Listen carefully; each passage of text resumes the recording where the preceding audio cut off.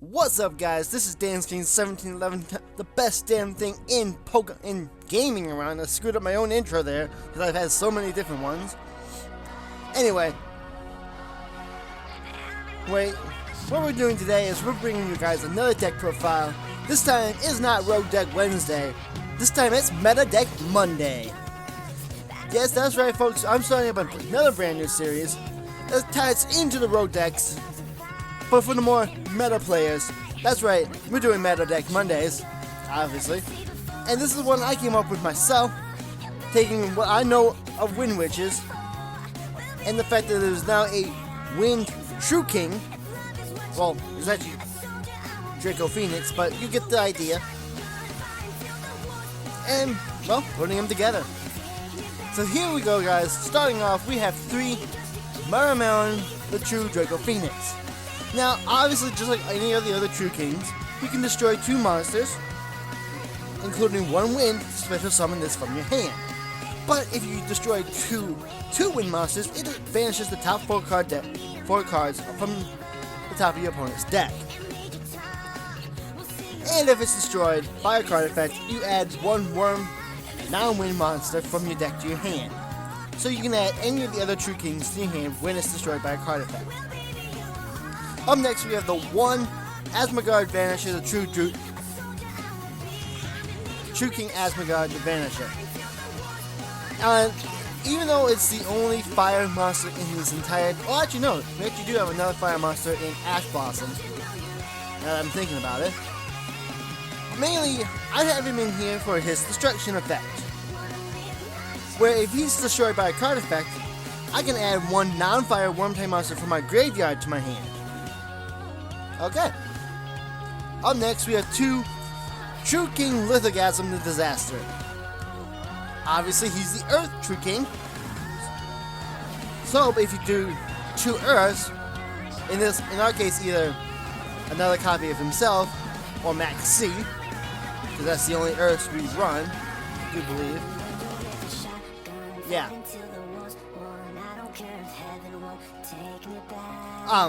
What he does is that you can look at your opponent's extra deck, banish up to 3 monsters from it with different names. And if he gets destroyed by card effect, he revives a non-earth worm. So, in some cases, you can revive your Asmagard, or you can revive Marame, or, as often as it is, you can even revive Basros the Fathomer, which of course we run 2 of, and he's our Water True King. So what he does is that when he destroys 2 water monsters, which in this case would only be another copy of himself, and either Briar or Trish, or if any real thing really if you have DFT up. But what he can do is that you can banish up to 2 spell and traps from your opponent's field and or graveyard, or if he's destroyed himself, you can special summon 1 non-water worm-type monster from your deck in defense position, which is pretty damn good. You're thinning your deck, and you're getting another True King out. So that's our True King engine right there. Those, let's see, 3, 4, 5, 6, 8 cards. But next, we have the Windwitch engine, a personal favorite of mine, which consists of 3 Ice Spell, obviously. It's your combo starter for the Wind Witches. Because what it does is that when it's normal or when it's special summoned, well, scratch that, reverse. If you control no monsters, you can special summon it from your hand. Then you can special summon 1 Wind Witch monster from your deck. So right there, you're automatically getting out another Wind Witch with this. And if it's normal or special summon, it hits your opponent for 500. However, when it is special summoned, using its effect, you are locked into special summons of level 5 or higher wind monsters from the extra deck. So the only things you can summon from your extra deck after you special summon Ice Spell is level 5 or higher wind monsters. But that's okay, because the monster was special summoning with Ice Spell's effect, is our level 4 tuner Glass Bell, which it does this. If it's normal or special summoned, you can add one windwitch monster from your deck to your hand. Also, you cannot special summon monsters for the rest of the turn except wind monsters, which is okay, because we can, even with this restriction, we can still bring out Paramune, and we can still bring out our wind synchros. Because the card we're normally searching with Glass Bell is a Windwitch Snowbell, which if you control 2 or more wind monsters and no non-wind monsters, you can special summon this card from your hand. A wind synchro monster that was summoned using this card as synchro material cannot be destroyed by your opponent's card's effects. So what the combo is that we special summon Ice Bell, who special summons the Glass Bell, who searches the Snow Bell. Now keep in mind, Glass Bell and Snow Bell are both tuners, so we tune our Glass Bell to our Ice Bell, make any level 7 wind synchro. 9 times out of 10 for me, it's my good friend Winter Bell, who hits my opponents for another 200 times the level of any wind witch in my grave, which of course is going to be our Glass Bell. But that's a level 7 tuner, and we still have our level 1, level 7 synchro, and we still have our level 1 Snow Bell. I think you can tell where this is going. That's right, it's our 1-card Crystal Wing combo. So you have a Crystal Wing that cannot be destroyed by your opponent's card's effects, and has its own effects as well that negate shit. Yeah, and we run 2 Snow Bell. We also run the 1 Terratop because it was recently limited, but we do have a Speedway engine, so it's okay. Followed by the 2 Takum Tom boards. And the reason I run 2 in this deck is that even though its own effect, tribute and search out a tuner, does all again limit us to wind monsters, that's okay because the main thing we're summoning in this deck are wind monsters. Followed up, we have 2 Tri-Eye Dice, who once it's in your graveyard acts like a Necro Gardener. We have Den Daiko Duke, who once it's in your graveyard can be banished to special summon any Speedroid tuner other than himself. So we have the 2 Tri-Eye, we have the 2 Den Daiko Dukes. Well, you can't special summon him off of it, but still. And last but not least, we run 2 Speedroid Red-Eye Dice. Because when it's normal or special summon, you can target 1 Speedroid monster, except itself, and declare a level from 1 to 6.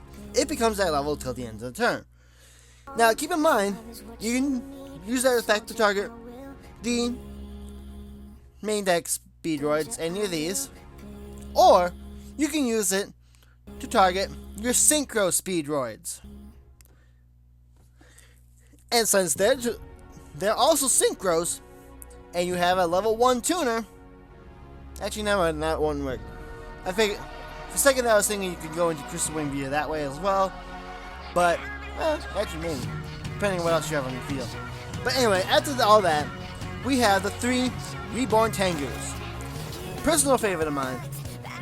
I used to run it back in Planet Synchro days, and it's always been a favorite of mine because whenever it leaves the field, except for a Exceed Summon, which we don't really do in this deck at all, you get to special summon another one from your deck. So you synchro with it, you get another. It dies in battle, you get another. It's on the field and you destroy it for any of the True Kings, you get another. Then we got 2 main deck hand traps, 1 Max C and 1 Ash Blossom. And then we have a little bit of monster hate in the form of 1 Raigeki and 2 Dark Holes. You guys should know what those 2 are by now. And a little bit of back row hate as well in the form of 2 Twin Twisters. Followed up, we have 2 Call of the Haunted, another personal favorite of mine, because I've always been a fan of it. Just the fact that I can bring back any of my tuners or anything I need. Say I have a Takum Top board and a Den Daiko Duke in hand, and Snowbell and Grave. I can reborn with this, say a level 6 synchro like Brionic or Stardust.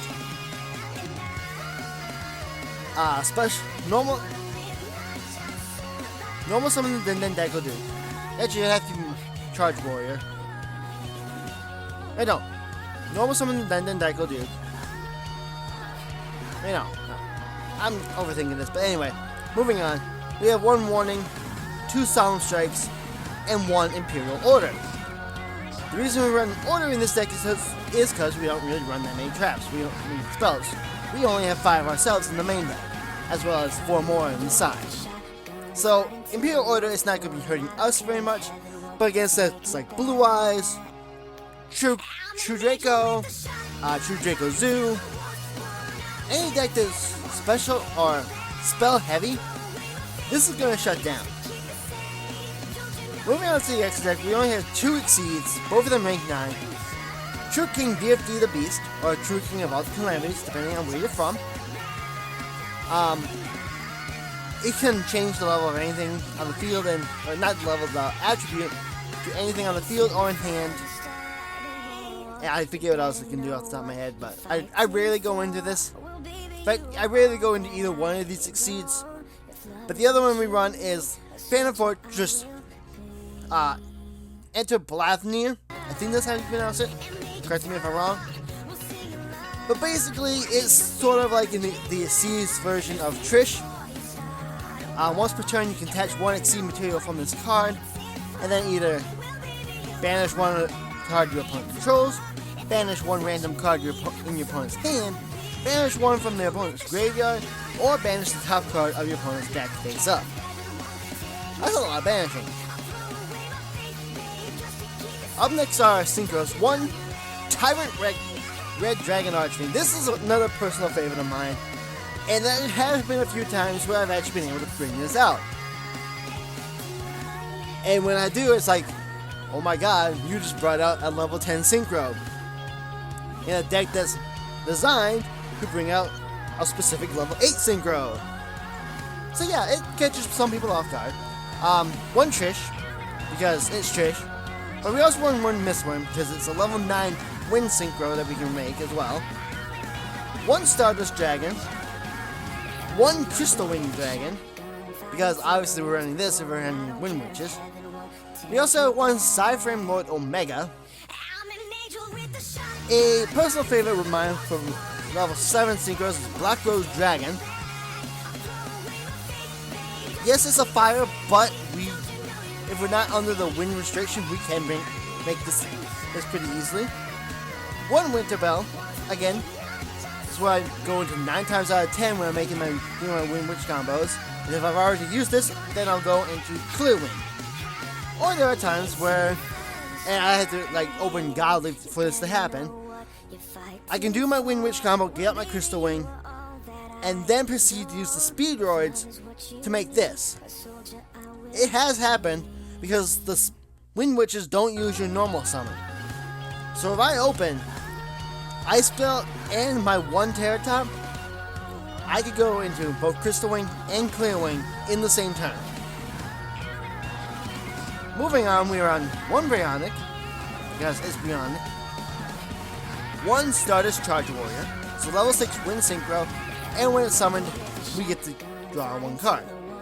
That's pretty good. 1 High Speed Roid Chambara. This thing wins you games.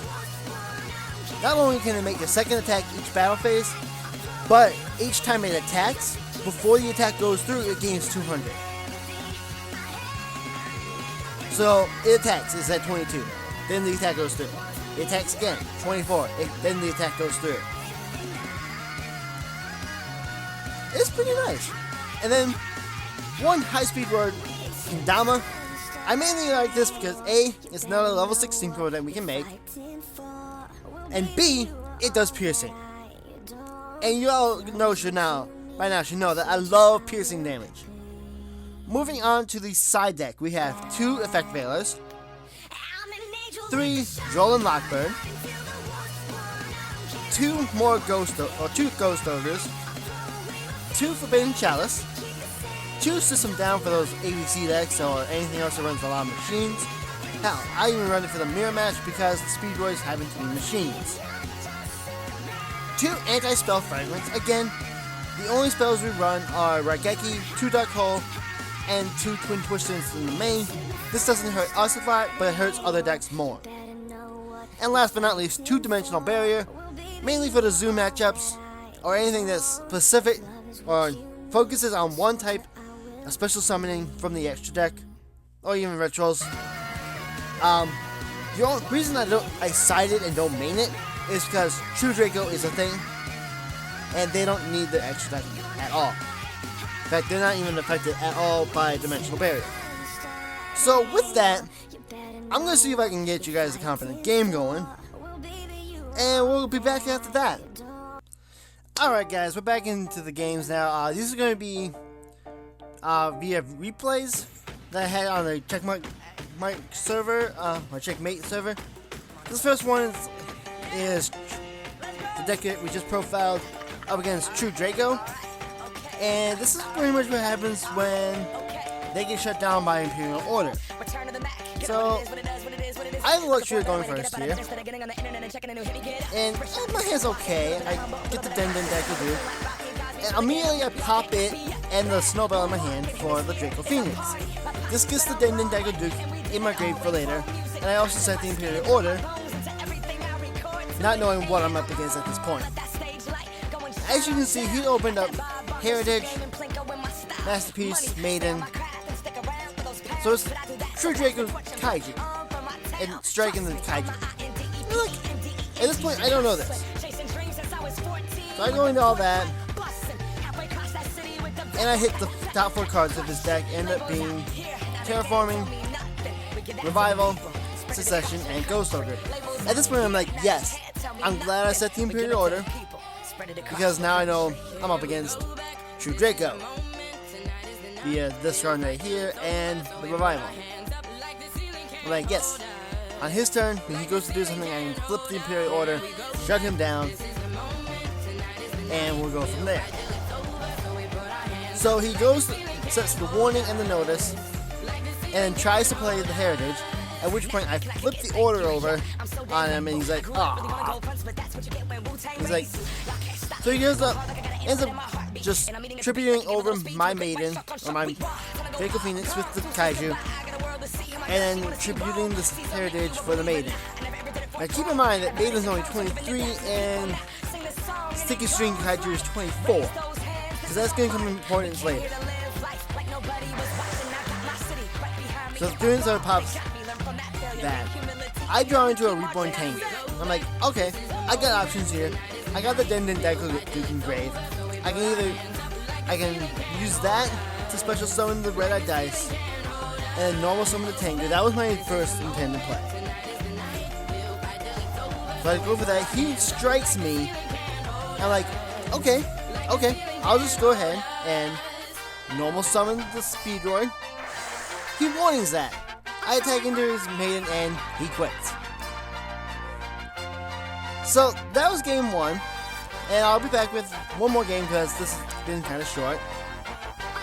Alright guys, one more game. This time we're going up against Performer Pal, and he opened up pretty nicely. I opened up okay. I got 2 True Kings here, and I got the Ice Bell and a Tengu. So I opened up decent here. He opened up decent for Performer Pals. So I'm going first again, and I start off going for the windwitch play as a setting called the Haunted. He goes ahead and Ash Blossoms the windwitch. Now keep in mind, this stays in my hand, but I cannot activate it again this turn. So I go ahead and normal summon the Tengu, and this is where things get fun. Because I'm going to use this Tengu, along with this True King, for my Draco Phoenix. So they both the True King and the Tengu pop off, allowing me to get another Tengu and another Draco Phoenix. And I just end there. He goes goes ahead, sets the scales for the Performer Pal. Oh, okay. And he goes ahead and puts the Pendulum Dragon there as well. And Pendulum Fuses for Gatling Ghoul. I'm like, okay, that's fine, that's fine. It allows me to get my Lithogasm. I flip call at his end phase and he surrenders. So, yeah! That just happened. So yeah, so 1 second, we'll be right back with the deck again. So yeah. Alright, we're back with the deck now, and as you can see, it can do pretty good against the right matchups. My opponents opened up fairly well for their respective decks, but I just ended up getting the better stuff. And yeah, until next time guys, this has been DanceKing1711 with Meta Deck Mondays. Signing off.